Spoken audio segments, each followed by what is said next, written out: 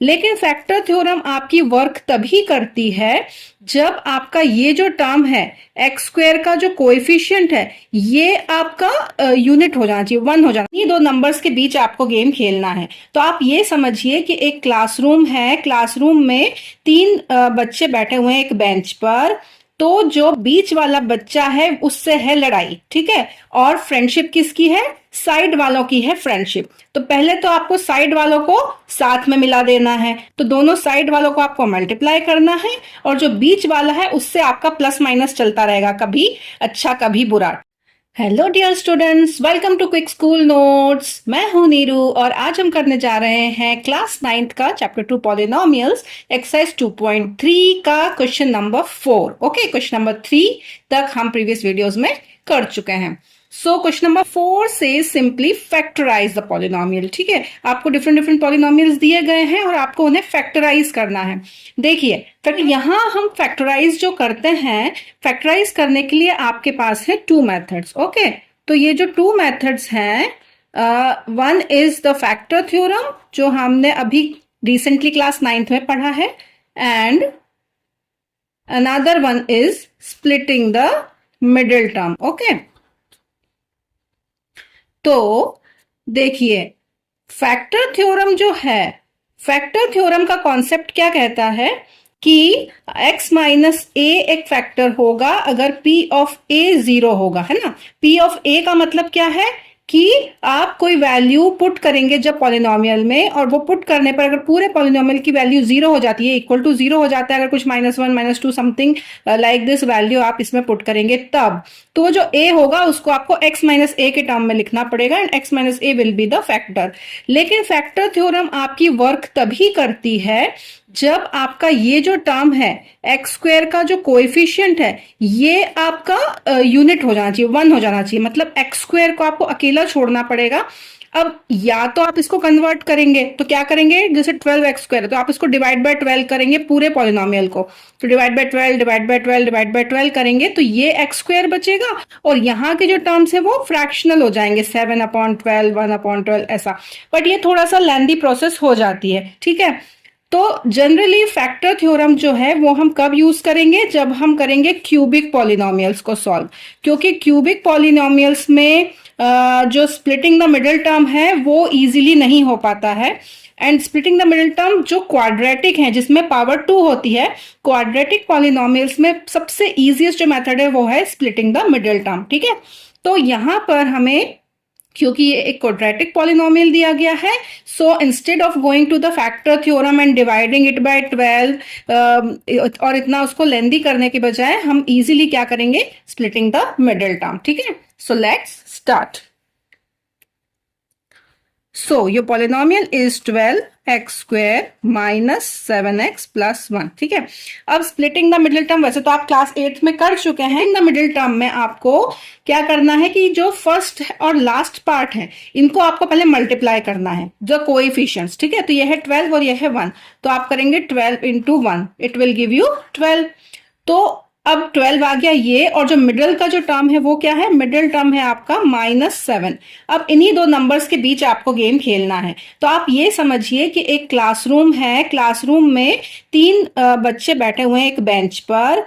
तो जो बीच वाला बच्चा है उससे है लड़ाई, ठीक है। और फ्रेंडशिप किसकी है, साइड वालों की है फ्रेंडशिप। तो पहले तो आपको साइड वालों को साथ में मिला देना है, तो दोनों साइड वालों को आपको मल्टीप्लाई करना है और जो बीच वाला है उससे आपका प्लस माइनस चलता रहेगा, कभी अच्छा कभी बुरा, ठीक है। तो ये रहेगा प्लस माइनस वाला टर्म।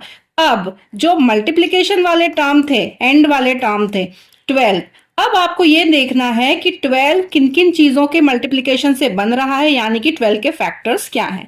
तो 12 के जो फैक्टर्स होंगे वो डिसाइड करेंगे कि आपका ये जो प्लस माइनस वाला है जिससे आपकी दोस्ती नहीं हो पा रही है उसको आपको किस तरह से मैनेज करना है, ठीक है। तो इसको मैनेज करने के लिए आप क्या करेंगे, सबसे पहले तो 12 के फैक्टर्स निकालिए, मतलब 12 को आप किस किस तरह से बिठा सकते हैं बेंच पे शांति से। तो 12 के फैक्टर्स क्या होते हैं, सबसे पहले तो 12 1 ज़ा 12, ठीक है।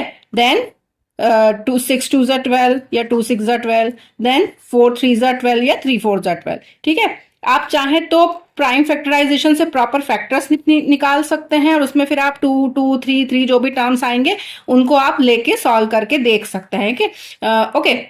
But the best way is कि सिंपली आप टेबल्स के थ्रू निकाल लीजिए कि 12 के क्या क्या मल्टीप्लीकेशन आ सकते हैं। तो 12 वन जा, 6 टू जा, 4 देखिए 1 जा, 2 जा, 3 जा, इस तरह से मैंने निकाल लिया। अब इन्हीं के बीच में मुझे मिलेगा कि जिनको मैं प्लस माइनस करूंगी तो मुझे 7 मिल जाए। अब आपको यहाँ पर साइन का भी ध्यान रखना है क्योंकि ये -7 है। सो -7 के लिए मुझे क्या करना होगा, देखिए 12 और 1 को अगर मैं ऐड करूंगी, 12 plus 1 will give you 13 and 12 minus 1 will give you 11। तो ये 7 से कहीं बहुत दूर है ना, 7 इसमें आ ही नहीं रहा है। 6 और 2 लूंगी तो 6 plus 2 will give you 8 and 6 minus 2 will give you 4। तो प्लस करो या माइनस करो, 7 नहीं आ रहा है। 4 और 3 को लूंगी तो 4 plus 3 will give you 7। 4 minus 3 is giving you 1, वो हमें नहीं चाहिए। 4 प्लस 3 इज गिविंग यू 7।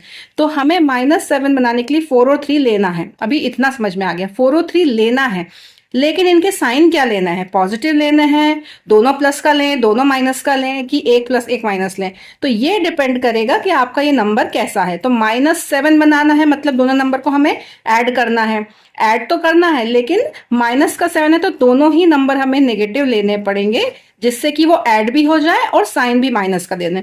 तो -4 और -3 जब आप करेंगे तो आपको मिलेगा -7। ठीक है, तो इस तरह से हमने इनको ब्रेक कर लिया है। तो अब आ जाते हैं हम अपने पॉलिनोमियल को स्प्लिट करने के लिए। ठीक है, तो पॉलिनोमियल को स्प्लिट अब हम कैसे करेंगे, 12x² -7x को मैं लिखूंगी अब -4x और -3x। ठीक है, तो -7 को मैं -4x एंड -3x, ठीक है ना, क्योंकि जब मैं इनको ऐड करूंगी तो -7x आ जाएगा, राइट, एंड +1। तो इस तरह से मैंने मिडिल टर्म को स्प्लिट कर दिया, तोड़ दिया दो पार्ट में। तो ये जिससे लड़ाई हो रही थी बच्चे से, उस बच्चे ने अपने दो पार्ट बना दिए कि एक के साथ तुम बैठ जाओ और एक के साथ मैं बैठ जाता हूं और हम शांति से बैठेंगे। अब देखिए, अब हमें निकालना है कॉमन। अब 12x² और -4x में से क्या कॉमन आ रहा है, क्योंकि 12 के टेबल में 4 आता है, 4 3 जा 12 होता है। तो अगर मैं 4 बाहर ले लूंगी तो यहाँ पर 3 बचेगा, राइट। एंड x देखो दोनों में दिख रहा है, इसमें x का स्क्वायर है, इसमें अकेला x है, तो एक x बाहर आ जाएगा। तो जब मैं 4x को बाहर लूंगी तो 4 3 जा 12 होता है, तो 3 इसने यहाँ पीछे छोड़ दिया है और एक x ले लिया है तो एक x पीछे छोड़ दिया है। अब हमने कोई साइन बाहर नहीं लिया है तो साइन जैसा है वैसा का वैसा ही रहेगा।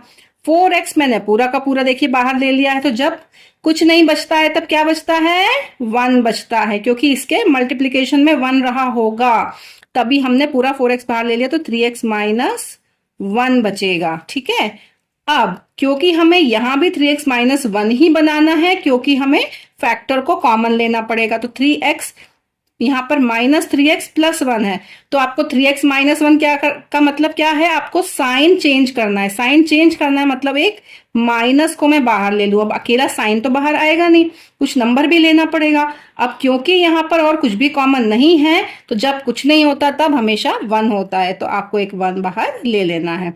तो जब 1 बाहर ले लेंगे तो 3x प्लस का हो जाएगा अंदर ब्रैकेट के, और जो प्लस का 1 था ये माइनस का 1 हो जाएगा। ठीक है, आई होप इतना आपको समझ में आया होगा ना। तो 4x 3x - 1 3x - 1 हो गया। अब ये पूरा ब्रैकेट क्योंकि दो टर्म में है तो ये बाहर आ जाएगा। तो 3x - 1 मैंने बाहर ले लिया है, और अब ये समझिए कि ये मल्टीप्लीकेशन में थे, 4x × 3x - 1 एंड 1 × 3x - 1। तो 3x - 1 जब मैंने बाहर लिया तो इस पूरे के मल्टीप्लीकेशन में जो भी बचा हुआ है वो पूरा इनके मल्टीप्लीकेशन में एक दूसरे ब्रैकेट में डाल दीजिए आप। तो यहाँ पर क्या बचा है 4x, और यहाँ पर क्या बचा है -1। ठीक है, इस तरह से हम फैक्टराइज करते हैं। कॉमन लेने के बाद जो बचता है उसको यहाँ पर डाल देते हैं। अब क्योंकि ये दोनों टर्म लीनियर बन चुके हैं, सो दिस इज द आंसर। अगर ये भी कुछ बड़ा टर्म अभी बच रहा होता, फर्दर अगर इसको और सॉल्व कर सकते होते तो हम इसको और सॉल्व करते और लीनियर टर्म्स में ले आते, बट ये अब फर्दर सॉल्व नहीं हो सकता क्योंकि और कुछ भी कॉमन नहीं निकल रहा है, ना कोई स्प्लिटिंग हो रही है। So this will be your answer. ठीक है, so 3x - 1 and 4x - 1 are the factors. देखिए एक बात और समझिए कि फैक्टर का मतलब होता है सारी चीजें मल्टीप्लिकेशन में हो, ठीक है ना, इसके प्लस माइनस में कुछ एक्स्ट्रा नहीं बचना चाहिए, सब कुछ मल्टीप्लिकेशन में ब्रैकेट्स में ही बचना चाहिए, ठीक है। So this is how you will solve. Now let's see part 2 of question number 4। Okay, तो देखिए एक्सरसाइज 2.3 का क्वेश्चन नंबर 4 का पार्ट 2 है 2x² प्लस 7x प्लस 3। अब यहां पर भी ये जो पॉलिनोमियल दिया गया है इट्स अ क्वाड्रेटिक पॉलिनोमियल है ना, क्योंकि पावर 2 है, क्यूबिक नहीं है, पावर 3 नहीं है, और जो इसका कोएफिशिएंट है वो कुछ है, 1 नहीं है।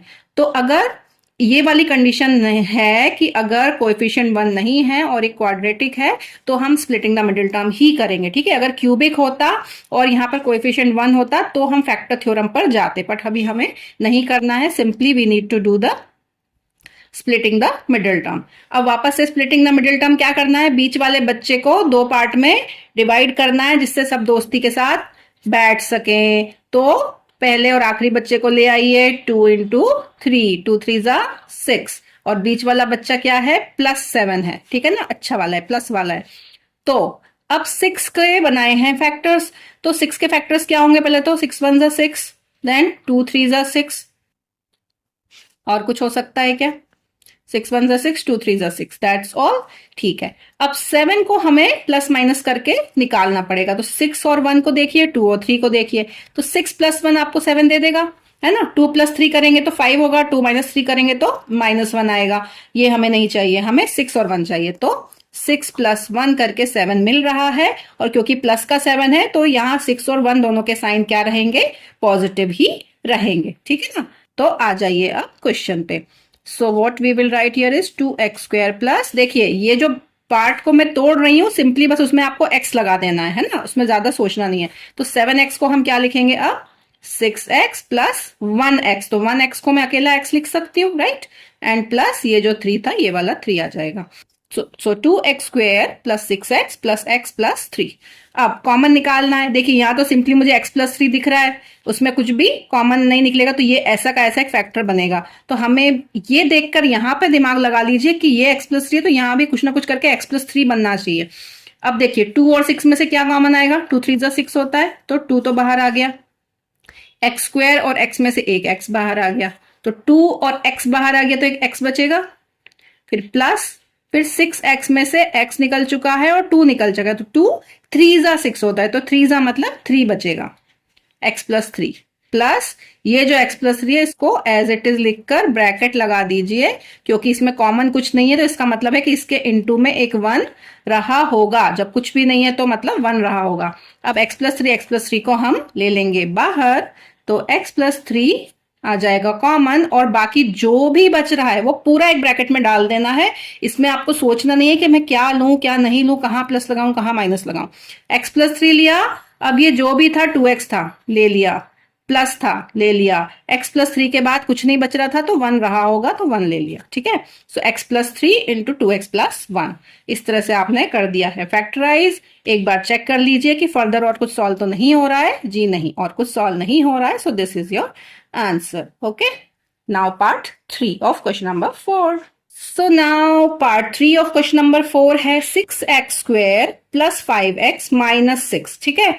आ जाइए साइड वाले बच्चे बाहर आ जाइए, तो साइड वाले बच्चे क्या हैं आपके, 6 इंटू 6, ये देंगे आपको 36, एंड बीच का जो टर्म है ये है आपका +5।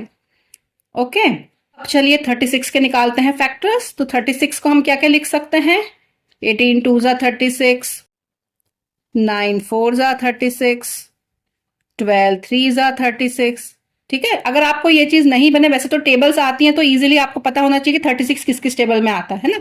नहीं आ रहा है समझ, तो आप सिंपली प्राइम फैक्टराइजेशन से 36 के फैक्टर्स निकाल लो और फिर देख लो कि किसका कॉम्बिनेशन बन रहा है ना। But this I found this one more easier, जिससे आपको फटाक से दिखेगा कि 5 किससे बना। देखिए 18 और 2 देख लेंगे फटाफट से, 18 माइनस 2 करेंगे तो 16 आएगा, प्लस 2 करेंगे तो 20 आएगा, है ना। ये दे रहा है आपको 16 और 20। 9 और 4 क्या देंगे आपको, 9 प्लस 4 करेंगे तो 13 आएगा, 9 माइनस 4 करेंगे तो 5 आएगा, एंड 12 एंड 3 12 प्लस 3 करेंगे तो 15 आएगा, 12 माइनस 3 करेंगे तो 9 आएगा। तो हमें क्या चाहिए, देखिए इन सब में 5 चाहिए, तो 5 मतलब 9 और 4 ने दे दिया है। तो आपको क्या बनाना है, 5 को 9 और 4 में तोड़ना है। लेकिन अब प्रॉब्लम ये है हमारी कि 9 और 4 में तोड़ने के लिए हमें प्लस माइनस क्या करना पड़ेगा, तो प्लस का 5 बनाना है, प्लस का 5 बनाना है, बट हमें इन्हें सब्ट्रैक्ट करके बनाना पड़ेगा क्योंकि 9 -4 देगा। तो अगर माइनस का 5 होता तो 9 नेगेटिव लेते और 4 पॉजिटिव लेते, लेकिन प्लस का 5 है तो 9 का प्लस लेना है और 4 माइनस का लेना है। ठीक है, तो आपको कॉम्बिनेशन क्या लेना है, 9 -4। ठीक है, तो आ जाते हैं अब इधर और देखिए 9 -4 है, यहां पर जब हमने 6 × 6 किया था ये नेगेटिव था, तो ये -36 होता। ठीक है ना, तो ये -36 बन जाएगा अपने आप ही। तो चलिए नाउ 6x², अब 5x को मैं क्या लिखूंगी, प्लस का 9x और माइनस का 4x। ठीक है, एंड -6 एज इट इज। अब यहां पर 6 और 9 में से कॉमन क्या आएगा, 3 ऑब्वियसली, 3 के टेबल में दोनों आते हैं, तो एक तो 3 बाहर आ गया और एक x बाहर आ गया। 3 2 ज़ा 6 होता है, तो 2 एंड x बचेगा, प्लस 9x में से x बाहर आ चुका है, 3 3 ज़ा 9, तो 3 बचेगा। ठीक है, अब यहाँ पे दोनों माइनस के हैं तो एक माइनस को बाहर ले लेते हैं। 4 और 6 में से क्या बाहर आ सकता है, 2, क्योंकि 2 के टेबल में 4 और 6 दोनों आते हैं। बस x तो एक्स्ट्रा है नहीं हमारे पास, -2 बाहर आ चुका है, तो माइनस बाहर आ चुका है, तो ये अंदर जो भी आएगा वो पॉजिटिव बनेगा। 2 2 ज़ा 4 होता है, तो 2 बचेगा, x बचेगा। अब क्योंकि माइनस बाहर आ चुका है तो ये प्लस बनेगा। 2 3 ज़ा 6 होता है, तो 3 बचेगा। क्लियर, अब 2x + 3 2x + 3 बन गया है, तो 2x + 3 को ले लीजिए बाहर, और जो बाकी बच रहा है, क्या बच रहा है, 3x - 2, ये आ गया है दूसरा bracket. So this is your answer here. Okay, अब देखिए पार्ट 4th है 3x² - x - 4। ठीक है, स्प्लिट करना है, तो पहले तो साइड वाले बच्चों को ले आइए बाहर, तो 3 × -4, तो 3 4 ज़ा 12, माइनस का 12 बन रहा है। ठीक है, एंड प्लस माइनस वाले बच्चे में क्या है, x को छोड़ दें तो सिर्फ माइनस का 1 बच रहा है, तो हमें -1 बनाना है। ठीक है, अब -1 कैसे बनेगा, तो 12 के पहले तो फैक्टर्स, 12 1 ज़ा 12, 6 2 ज़ा 12, 4 3 ज़ा 12। ठीक है, यही बनेंगे। अब 1 किससे बनेगा, देखिए 12 और 1 से तो 1 बनेगा नहीं, है ना, 12 - 1 11 दे देगा और +1 13 दे देगा, 6 - 2 4 दे देगा, 6 + 2 8 दे देगा, 4 + 3 7 देगा, 4 - 3 आपको 1 देगा। ठीक है, 4 + 3 से 7 बनेगा, बट 4 - 3 से आपको 1 मिल रहा है, तो हमें 1 चाहिए। अब 1 हमें कैसा चाहिए, तो हमें पहले तो 4 और 3 लेना है, तो 4 और 3 यहाँ लिख लीजिए। अब किसको प्लस किसको माइनस लें, माइनस का 1 बनाना है, तो जब नेगेटिव आंसर चाहिए तो बड़ा नंबर हमेशा नेगेटिव होता है, तो माइनस का 4 ले लेते हैं और प्लस का 3 ले लेते हैं, तो -4 + 3 करेंगे तो हमें -1 मिल जाएगा। ठीक है, तो हो गई आपकी स्प्लिटिंग। अब आ जाइए इधर, सो 3x², अब -x को मैं क्या लिखूंगी, -4x + 3x। ठीक है, और माइनस का जो 4 था एज इट इज लिख दिया। अब कॉमन देख लीजिए क्या बन रहा है, 3x² - 4x। अब इसमें 3 और 4 में तो कुछ कॉमन होता नहीं है, सिर्फ एक x बाहर निकलेगा, तो x को बाहर निकाल लीजिए, क्या बचेगा, 3x माइनस यहाँ पे सिर्फ 4 बचेगा। अब यहाँ पे प्लस ले लीजिए क्योंकि 3x - 4 और यहाँ हमें सीधा सीधा दिख गया 3x - 4, तो बस ब्रैकेट लगाना है और 3x - 4 लिख देना है। ठीक है ना, अब 3x - 4 3x - 4 मिल गया, इसको ले लीजिए बाहर।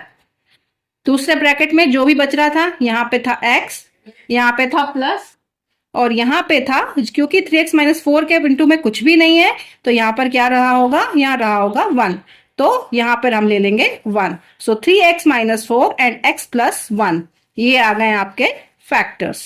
Okay, so this is your answer. So these are all your question number 4 के चारों parts. Okay, so I hope आपको चारों पार्ट समझ में आए होंगे। That's all for today, thanks for watching, thank you, bye bye.